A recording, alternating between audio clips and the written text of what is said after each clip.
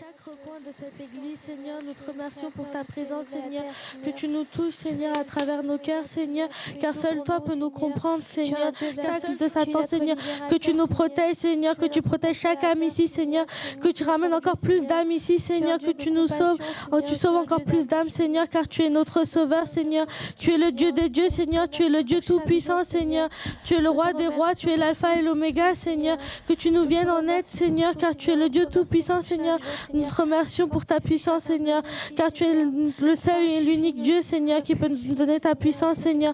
Nous te remercions pour tout ce que tu nous apportes, Seigneur. Que tu nous guides à travers ta parole, Seigneur. Que tu nous guides à travers tes versets, Seigneur.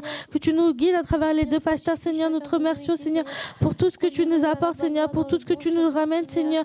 Tu es le Dieu des dieux, Seigneur. Tu es le seul qui s'est sacrifié pour nous, Seigneur.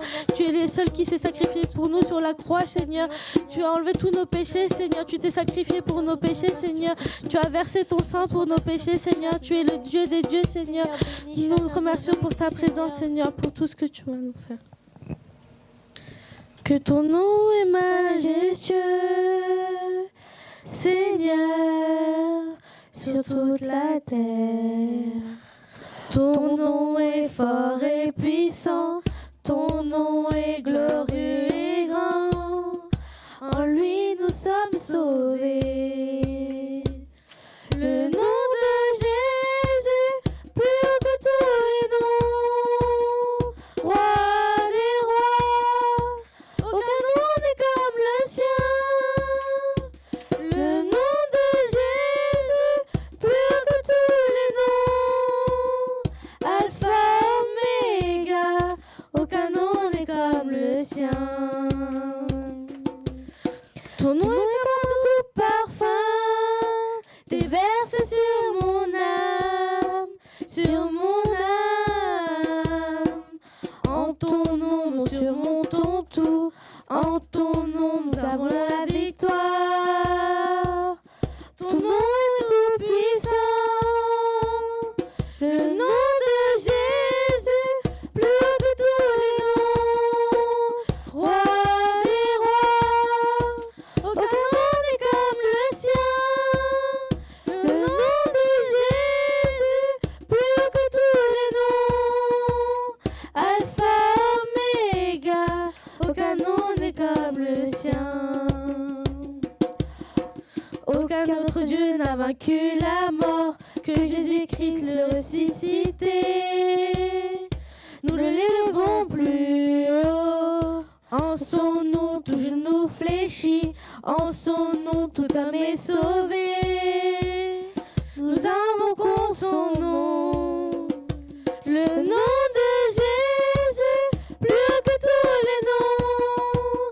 Roi des rois, aucun nom n'est comme le sien. Le nom de Jésus, plus haut que tous les noms. Alpha, Oméga, aucun nom n'est comme le sien. Le nom de Jésus, plus haut que tous les noms. Roi des rois, aucun nom n'est comme le sien. Le nom de Jésus, plus haut que tous les noms. Alpha, Oméga, aucun nom n'est comme le sien. Le nom de Jésus, plus haut que tous les noms. Roi des rois, aucun nom n'est comme le sien. Le nom de Jésus, plus haut que tous les noms. Alpha, Oméga, aucun nom n'est comme le sien. Le nom de Jésus, plus haut que tous les noms. Roi des rois, aucun nom n'est comme le sien. Le nom de Jésus, plus haut que tous les noms. Alpha, Oméga, aucun nom n'est comme le sien. Seigneur, nous te remercions pour ta présence, Seigneur. Nous te remercions pour tout ce que tu nous apportes aujourd'hui, Seigneur. Pour ta sainte présence, Seigneur. Tu es le seul qui peut faire des miracles, Seigneur. Nous demandons de faire des miracles, Seigneur, sur notre vie, Seigneur. Tu es le seul qui peut faire des miracles, Seigneur, sur nos vies, Seigneur. Tu es le seul qui peut pardonner nos péchés, Seigneur. Que tu fortifies notre cœur, Seigneur. Que tu verses ta lumière, Seigneur. Que tu ouvres nos yeux, Seigneur. Que tu verses ta lumière, Seigneur. Que tu fortifies nos cœurs, Seigneur. Que tu verses ton Saint-Esprit, Seigneur. Que tu purifies nos cœurs, Seigneur. Fortifie nos cœurs, Seigneur. Que tu fortifies chaque cœur de chaque âme ici, Seigneur. De chaque jeune ici, Seigneur. Que tu nous conduis dans le bon chemin, Seigneur. Dans le chemin du Christ, Seigneur. Dans le chemin de la vérité, Seigneur. Car tu es le Tout-Puissant, Seigneur. Tu es le seul qui peut faire des miracles, Seigneur. Tu es le seul qui peut faire des miracles. Tu es le seul, le Tout-Puissant, Seigneur. Tu es le Dieu des dieux, Seigneur. Tu es le Dieu Tout-Puissant, Seigneur. Tu es le seul qui peut nous guider dans le bon chemin, Seigneur. Tu es le Dieu des dieux. Tu es le seul qui peut faire des miracles. Tu es le Roi des rois. Sauve-nous comme tu as sauvé Israël, Seigneur. Car tu es notre sauveur, Seigneur. Tu es le seul qui peut nous sauver, Seigneur. Tu es le seul qui peut nous guérir, Seigneur. Tu es le seul qui peut nous donner la santé, Seigneur. Car tu es notre guérisseur, Seigneur. Kirbayana nileni kirom. Kirbayana nileni kirom. Kirbayana nileni kirom. Kirbayana nileni kirom. Kirba kirba kirba kirba kirba kirba kirba kirba kirba kirba kirba kirba kirba kirba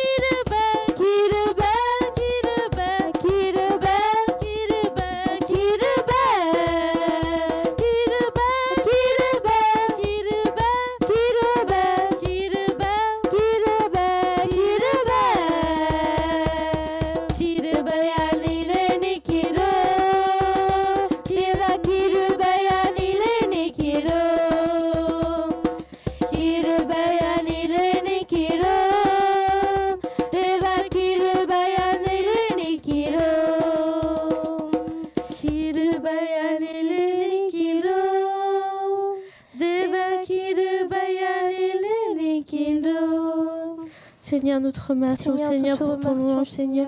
Nous te remercions pour tout ce que tu vas nous apporter, Seigneur. Nous te remercions pour ta présence, Seigneur, pour tout ce que tu vas nous apporter, Seigneur, à travers la parole de notre frère, Seigneur. Nous te remercions, Seigneur, que tu purifies nos cœurs, Seigneur, que tu nous conduis dans le bon chemin, Seigneur. À travers ta parole, Seigneur, que tu fortifies nos cœurs, Seigneur. Au nom de Jésus-Christ. Amen. Alléluia. Alléluia. On va prendre Matthieu chapitre 13. On va lire à partir de 4, s'il vous plaît. Un semeur sortit pour semer. Comme il semait, une partie de la semence tomba le long du chemin. Les oiseaux vinrent et la mangèrent. Une autre partie tomba dans un sol pierreux où elle n'avait pas beaucoup de terre. Elle leva aussitôt parce qu'elle ne trouva pas un terrain profond. Mais quand le soleil parut, elle fut brûlée et sécha, faute de racines. Une autre partie tomba parmi les ronces poussèrent et l'étouffèrent. Une autre partie tomba dans la bonne terre, elle donna du fruit avec un rapport de 100, 60 ou 30 pour un. Que celui-ci qui a les oreilles pour entendre, entende. En fait, quand j'ai lu ce passage-là, Dieu m'a parlé, il m'a dit qu'il faut que tu prêches par rapport à cette parole-là, qu'il faut que les jeunes sachent qu'est-ce que fait la parole de Dieu quand ils entendent bien et quand que ça rentre bien dans leur cœur et que qu'est-ce qu'il fait, qu'est-ce que ça change littéralement et quelles sont les choses qui empêchent que la parole de Dieu rentre dans leur cœur et qu'ils ne sont pas fortifiants, qu'ils ne donnent pas de fruits. Donc, on va lire d'abord dans le chapitre 13, verset 4, s'il vous plaît. Un semeur sortit pour semer. Comme il semait, une partie de la semence tomba le long du chemin. Les oiseaux vinrent et la mangèrent. Et on va lire aussi parallèlement dans le même chapitre, la verset 19. Lorsqu'un homme entend la parole du royaume et ne la comprend pas, le mauvais vient et enlève ce qui a été semé dans son cœur. Cet homme est celui qui a reçu la semence le long du chemin. En fait, dans le Matthieu 13, de 4 à 9, chaque partie, on voit dans cette partie-là différents types de terrains. Et chaque type de terrain, pour moi, quand je vois les jeunes ou quand je vois les chrétiens en général, on peut les classifier en différentes catégories. Là, on voit la première catégorie des gens qui entendent la parole, mais qui ne comprennent pas. D'abord, on va poser la question, pourquoi ils ne comprennent pas la parole? Et après, il y a le mauvais qui vient et qui prend cette parole-là. En fait, quand on est jeune ou quand dans la vie chrétienne, si on n'a pas l'Esprit Saint en nous, même quand le pasteur il prêche 10 fois, 100 fois la même parole, on ne comprendra pas. Parce que c'est l'Esprit Saint qui est en nous, qui donne l'intelligence, qui donne la connaissance pour comprendre la parole de Dieu. Sans que, si l'Esprit Saint n'est pas en nous, tout ce que le pasteur nous dit durant le message, tout ce que les hommes de Dieu donnent comme conseil, on ne va jamais comprendre. On va dire que c'est inutile, moi je connais tout, moi je sais tout, moi je suis jeune, eux ils sont d'une ancienne génération, donc je sais quoi faire. Mais si on a l'Esprit de Dieu en nous et que si on a la parole en nous, Dieu... Quand pasteur nous parle, quand les autres nous parlent, on est capable de le comprendre. Déjà, il faut comprendre la parole avant qu'il agisse en nous. Ça, c'est la première catégorie des personnes. Donc, est-ce qu'on peut relire la verset 19, s'il vous plaît?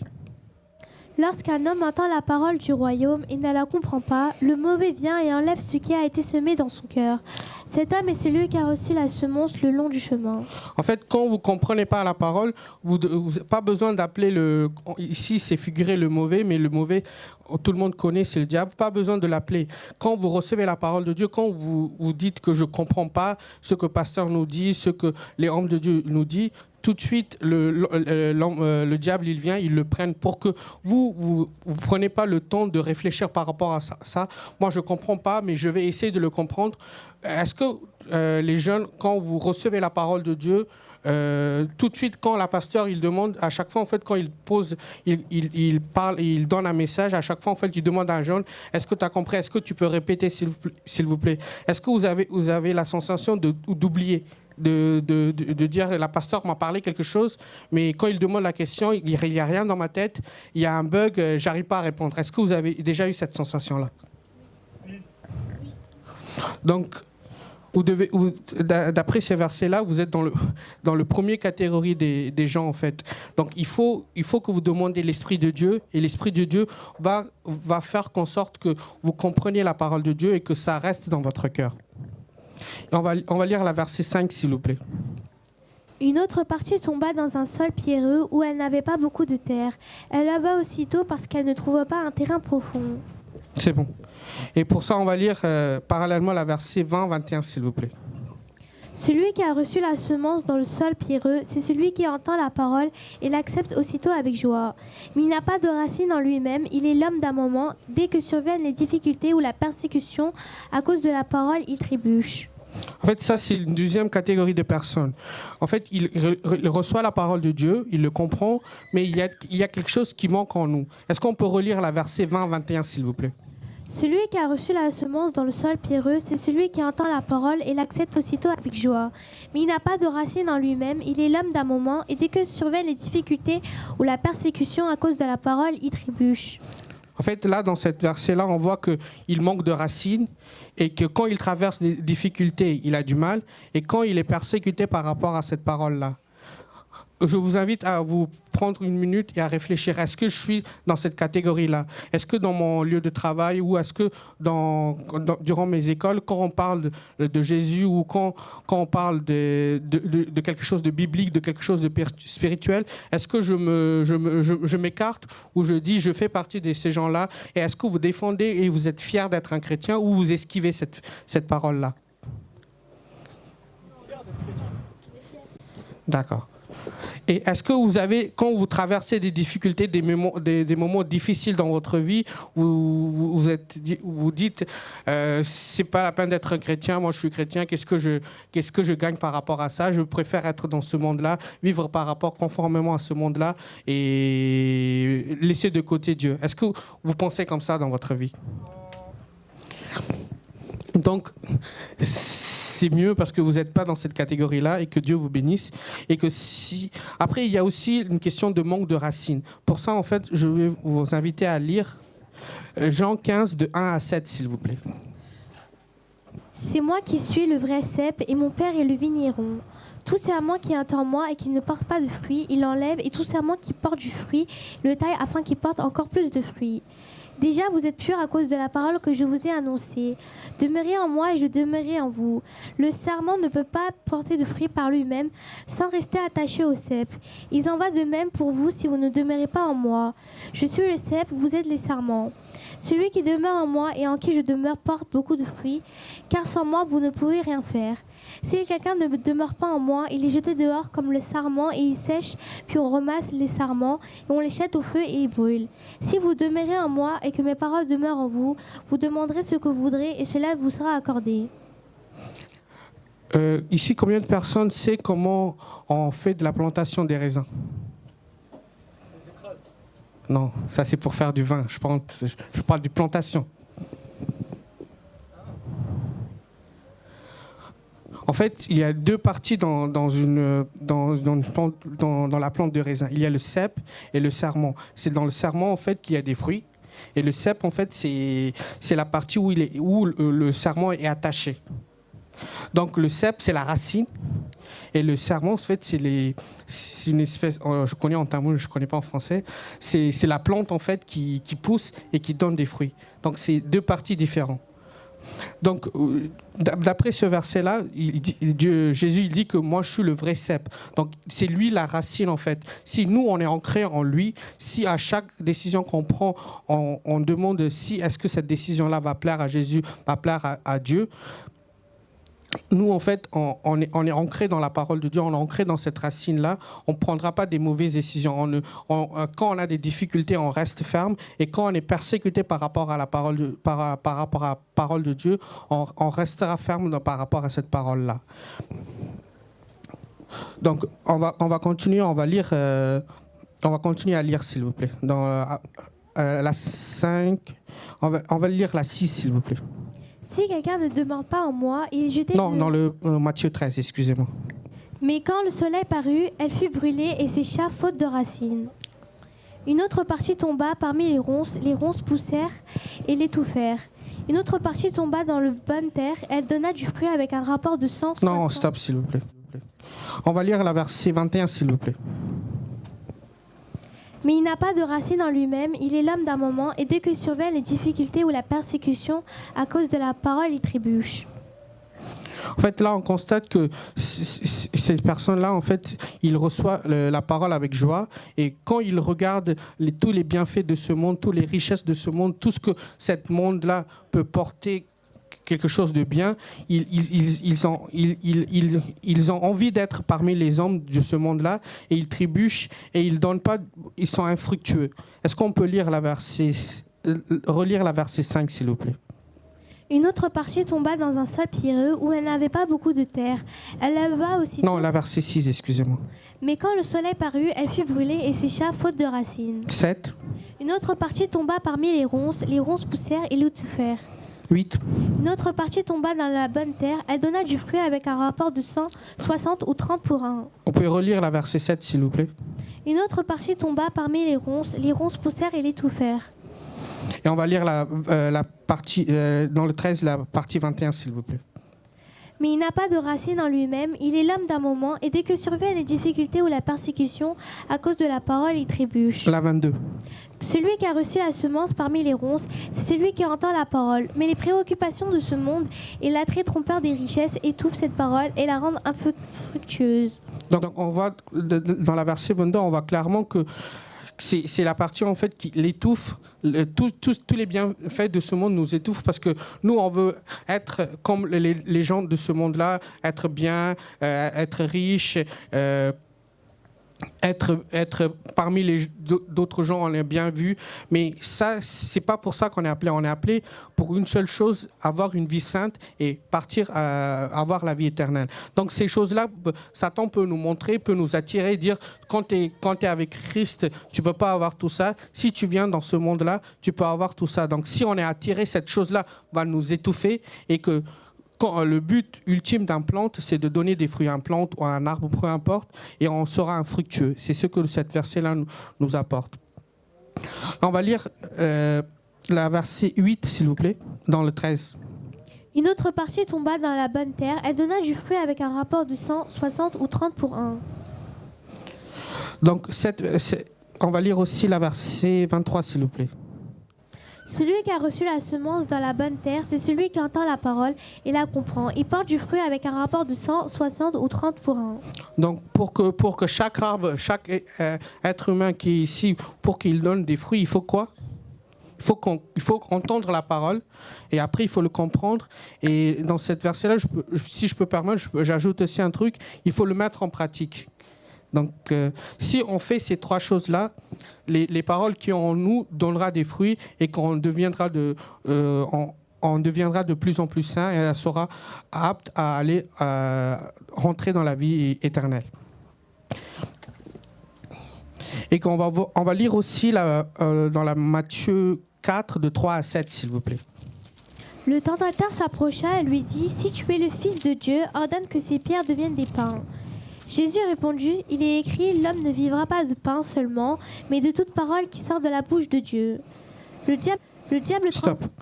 En fait, cette verset-là, en fait, si je peux me permettre de raconter, Dieu, en fait, après 30 ans et demi, il vient se baptiser vers Jean-Baptiste. Et dès qu'il est baptisé, il y a le ciel s'ouvre et il y a une colombe qui descend. Ils disent que c'est là, il affirme devant tout le monde que c'est le Fils de l'homme. Et dès qu'il est affirmé, il est appelé par l'Esprit pour jeûner 40 jours et 40 nuits. C'est après cette jeûne-là que Satan vient le tenter. Et là, on va voir les différentes manières que Satan tente Jésus et comment Jésus répond par rapport à cette tentation-là. On va relire la verset 3, s'il vous plaît. Le tentateur s'approcha et lui dit, « Si tu es le Fils de Dieu, ordonne que ces pierres deviennent des pains. » Quand j'ai lu cette parole-là, il sort d'un jeûne de 40 jours et 40 nuits. Quand vous sortez d'une jeûne, est-ce que vous aurez faim ou pas ? Et le conseil que Satan donne, est-ce que c'est un conseil bien ou un conseil mauvais ? Comment vous êtes sûr que c'est mauvais ? Mais je dis pas, je parle pas de la personne à qui vient le conseil. Le conseil elle-même, est-ce qu'il est un conseil bon ou un conseil mauvais? Faites abstraction de qui il vient. Pourquoi c'est un mauvais conseil? Pardon? Il n'est pas obligé de faire ça, mais il a un besoin, il a faim. Et quand par exemple, toi, tu sors d'un jeûne de 2 jours, et il y a quelqu'un qui vient et te dit ouais, l'église ne peut pas donner de nourriture, mais par contre, à côté, il y a un kebab, c'est bon là-bas, tu peux aller manger là-bas. Je te paye le kebab. Est-ce que c'est un bon conseil ou c'est un mauvais conseil?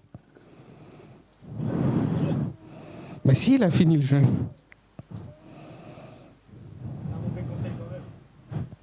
En fait, c'est un mauvais conseil. C'est pas le conseil elle-même qui est mauvaise, c'est de qui il vient qui est mauvais.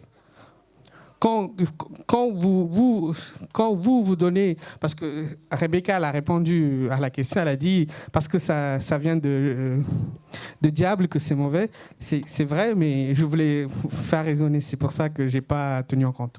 En fait, quand vous avez un problème ou quand vous êtes devant quelque chose, devant une difficulté, il faut faire très attention à qui vous demandez conseil. Parce qu'il y a des gens qui peuvent très bien vous donner des bons conseils, mais il faut réfléchir si cette personne-là, même si malgré il donne des bons conseils, est-ce que lui, il vit d'une bonne manière? Il faut faire très attention de qui viennent les conseils. On va lire la verset 5, s'il vous plaît.